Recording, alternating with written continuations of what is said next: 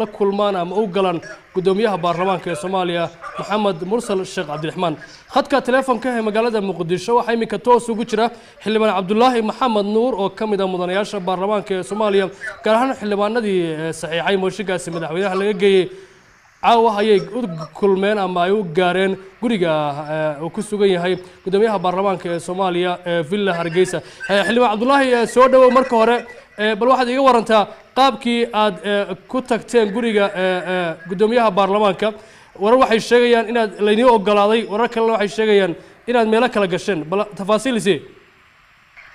waa maasantaa walaal waa ku salaamaya marka hore marka xiga waxaan caawa fiidkii ku tagnay booqasho hoyga uu ka degan yahay Villa Soomaaliya gudaheeda gudoomiyaha golaha shacabka mudane Maxamed Mursal waxaan kula kulanay albaabka askar ilaala ka madaxtooyada Soomaaliya oo runtii deganaansho iyo akhlaaq wanaag ay ka muuqatay laakiin amar la duldhigay inayaan mari karin wax xildhibaan oo u socda gudoomiyaha golaha shacabka kolkii aan gaarnay waxayna weydiiyeen halkeed u socotaan waxaan ku wargelinay inaan u socono hoyga gudoomiyaha waxay inoo sheegeen inaan haddaan aynana fasaxi karin haddii aan u socono ma garanaysaa guriga gudoomiyaha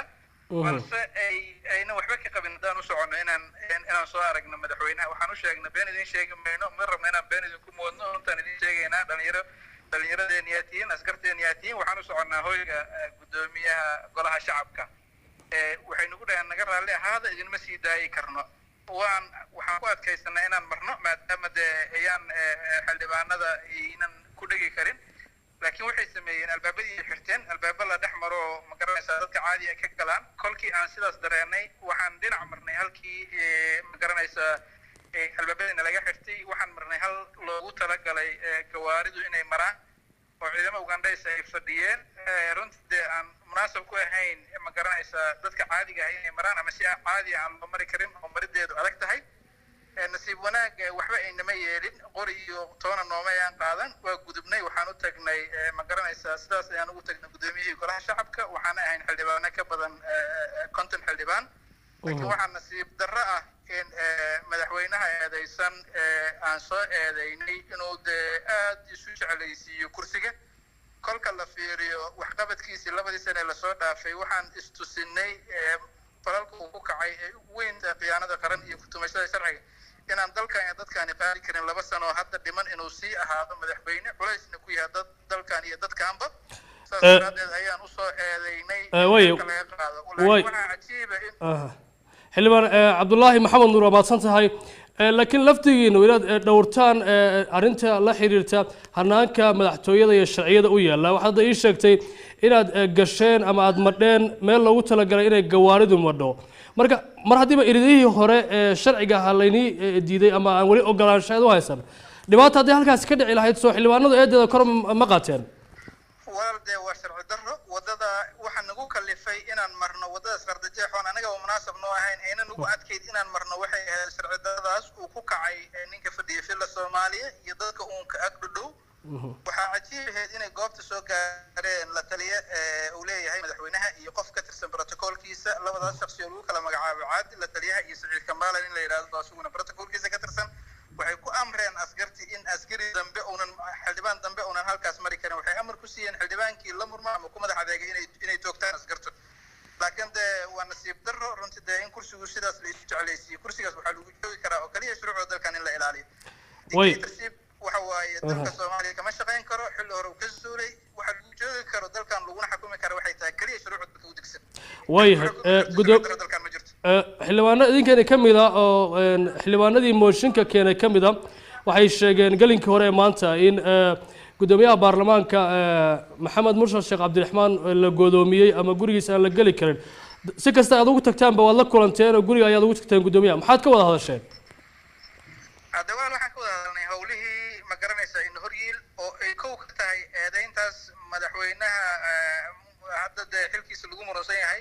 oo aan doonayna xilka inuu ka dego sidii loo sii proceed garay lahaa iyo sidii lagu keeni lahaa beelinadiga sidii si uu goluhu ugu codeeyo oo codka kalsoonida ugu qaado madaxweynaha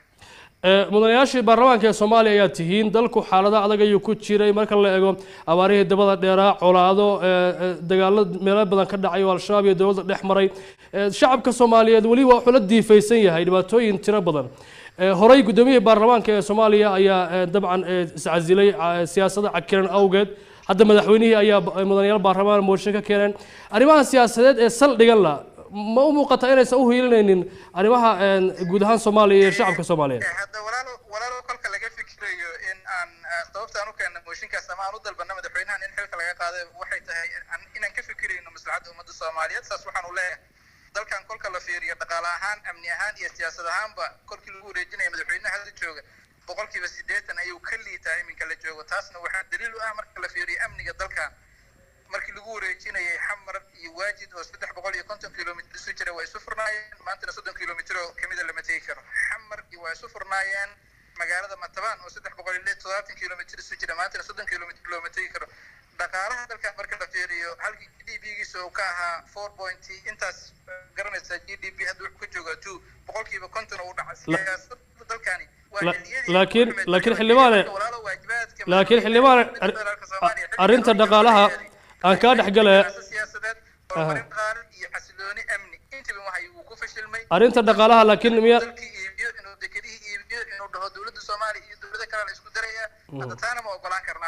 laakiin arrinta dhaqaalaha ka hadashay hay'adaha caalamiga ee bangiga adduunka iyo hay'adda IMF iyo inta badan dadka caalamka indhaha ku haya Soomaaliya dhaqaalaha aad ay u amaanayaan inuu hufnaan la muujiyay oo kobac dhaqaale uu jiro waan ka gudbayaa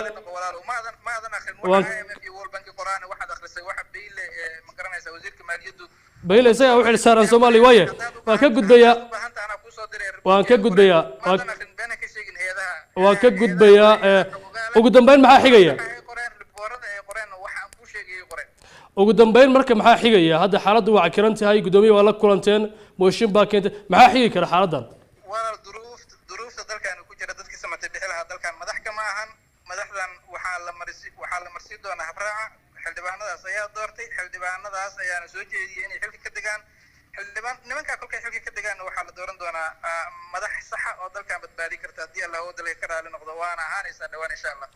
aad ayaad mahadsan tahay kaasi waxa uu ahaa xildhibaan Cabdullaahi Maxamed Nuur oo ka mid ah mudanayaasha baarlamaanka ee Soomaaliya gaar ahaan mudanayaashii mooshinka ka geeyay madaxweynaha Jamhuuriyadda Federaalka ee Soomaaliya Maxamed Cabdullaahi Farmaajo xilli hore ayay sheegeen guddoonka golaha shacabka ayaa arrintan ku kala qaybsan oo gudoomiyaha ku-xigeenka koowaad iyo labaad waxa ay u baaqeen gudoomiyaha baarlamaanka in uu dabcan arrintaas aysan xilligeedii ahayn khadka teleefanka ee magaalada Muqdisho waxaa sidoo kale toos ugu jira xildhibaan Maxamed Xasan Idris Garay xildhibaan soo dhawow su'aasha koowaad aan ku weydiinay waxa weeye xaaladda siyaasadeed ee Muqdisho iyo guud ahaan dawladda waxa moodaa inay kacsan tahay marka la eego mowjadaha siyaasadeed ee isdhaafaya marka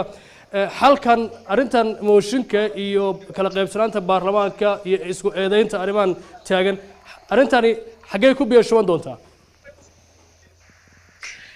walaal marka hore waa idin salaamaya bahda RTTV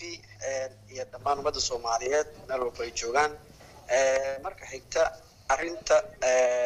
in mooshin la geeyay waxa weeye waa horta sideedaba shaqo baarlamaani weeye shaqada baarlamaanka uu haayana waa check and balance toosin isla xisaabtan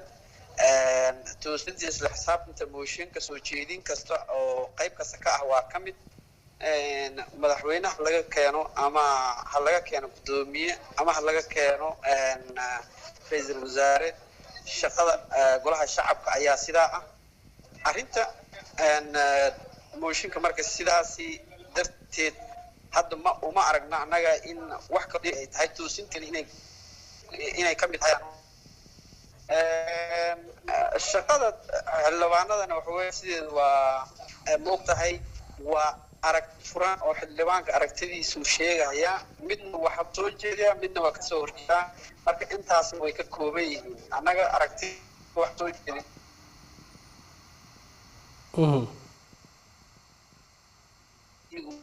dastuurkii sidaa darteedana treason ay tahay aan u aragnay ayaan ka keenay arrintaas mooshinka xildhibaano kale oo difaacayana way jiri doonaan ayagana aragtidooda ku difaacayaan laakiin mooshinka waxaa dheer in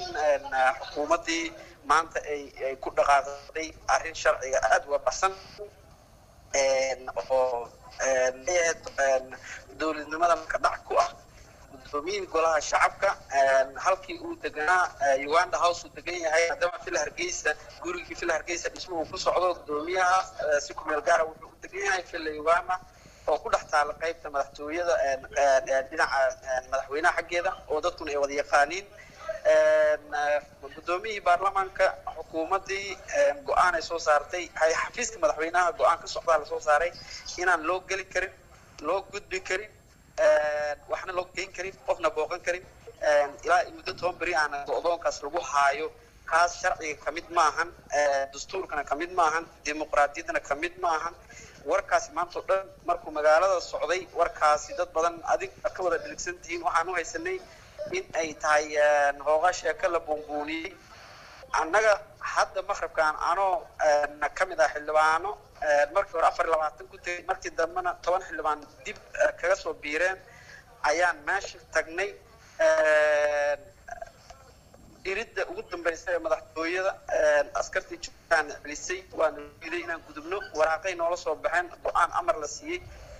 oo leeyahay xafiiska madaxweynaha ka soo baxday wax gudbi kara malahan anna waxaan xildhibaanaan nahay waan ognahay inaan xildhibaano tihiin gudoomiyahan u soconaa waan ognahay inaan u socotiin gudoomiyaha amarka laga soo saaray looma gudbi karo maxaa dhacay markaan ku nirey sharciga isticmaalaysaan go'aan amarna la siiya isticmaalayna nagu dhahan sida darteeda ma mari karno halkaas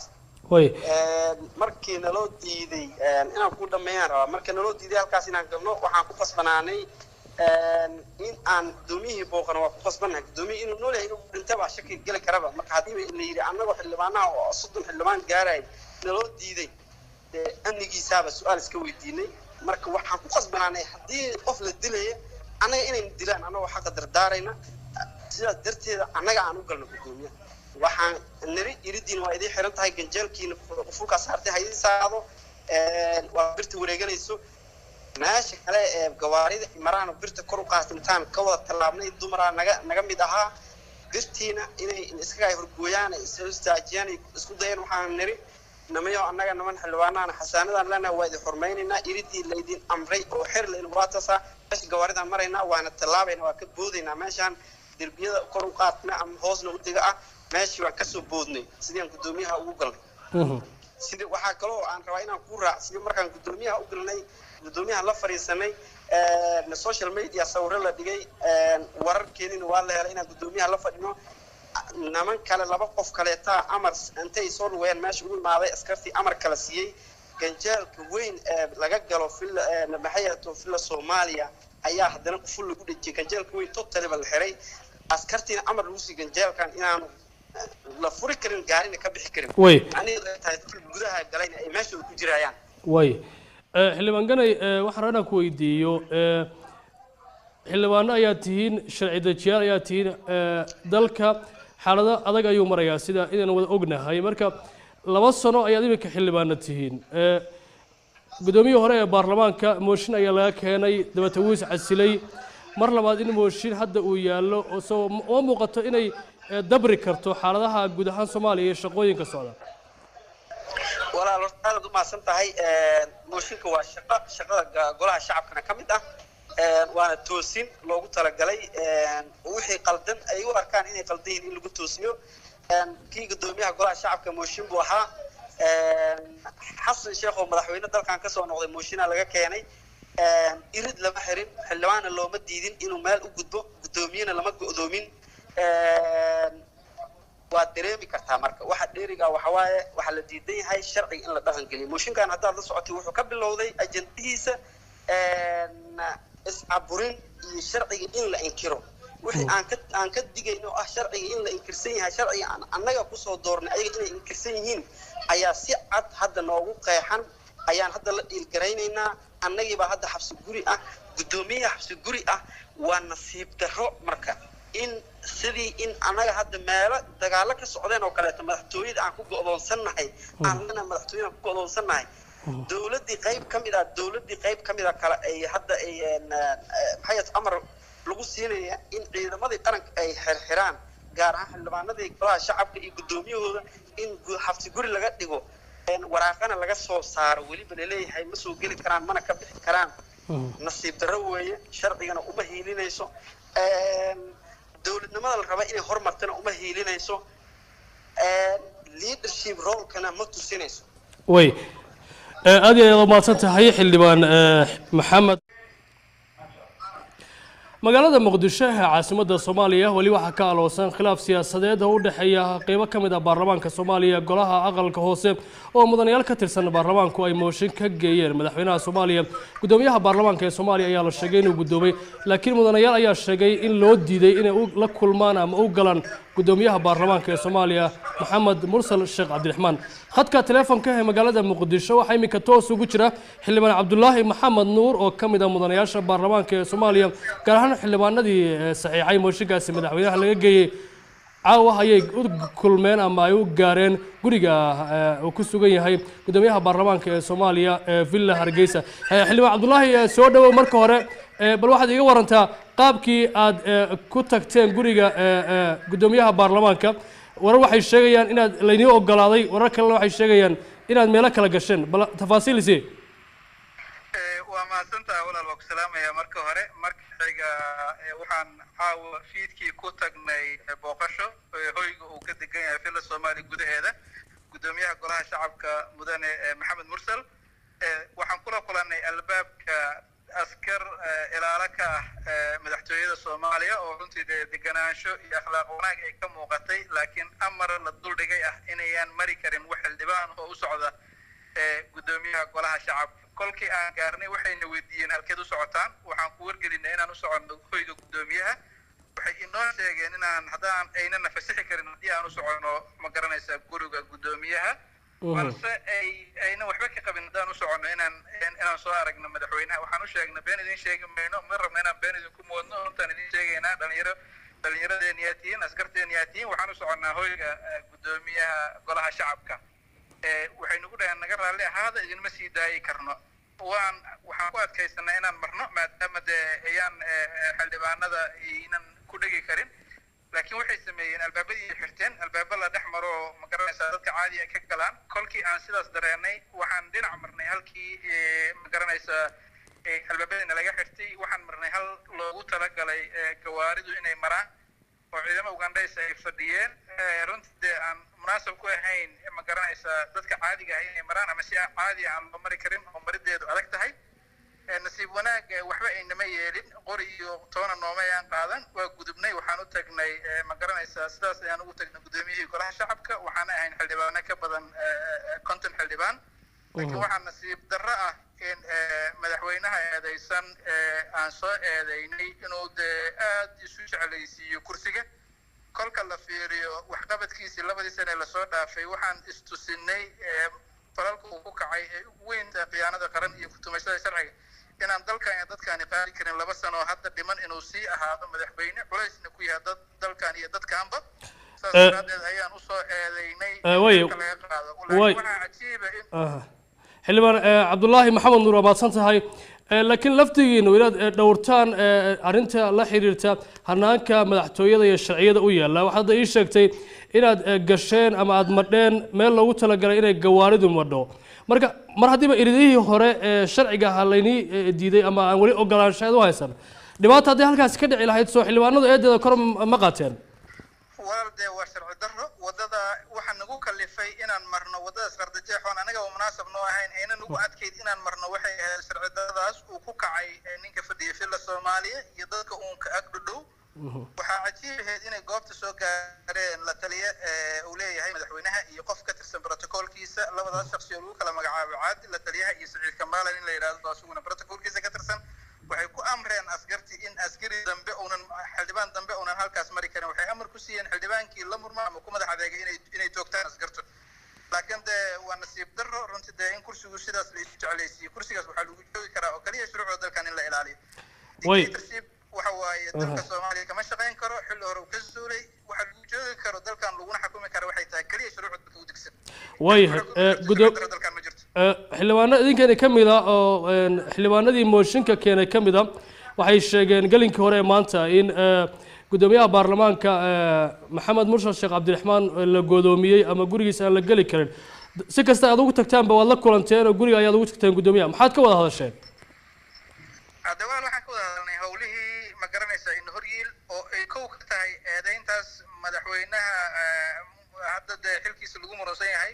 oo aan doonayna xilka inuu ka dego sidii loo sii proceed garay lahaa iyo sidii lagu keeni lahaa belinadiga sidii si uu goluhu ugu codeeyo oo codka kalsoonida ugu qaado madaxweynaha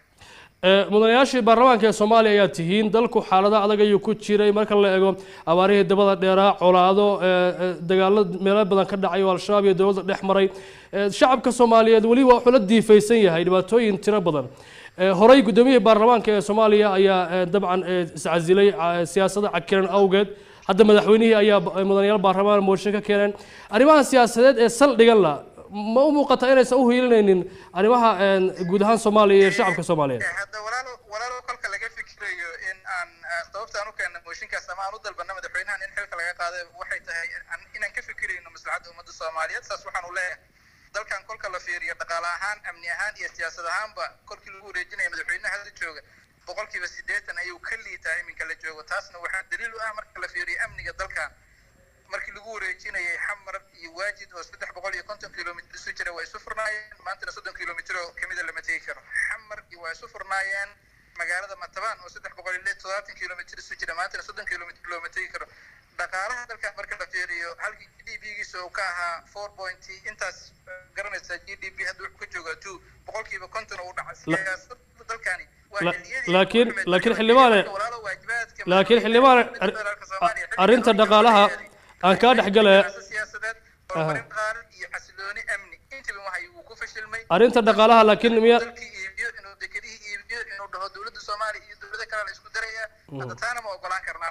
laakiin arrinta dhaqaalaha ka hadashay hay'adaha caalamiga ee bangiga adduunka iyo hay'adda IMF iyo inta badan dadka caalamka indhaha ku haya Soomaaliya dhaqaalaha aad ayay u amaanayaan inuu hufnaan la muujiyay oo kobac dhaqaale u jiro waan ka gudbayaa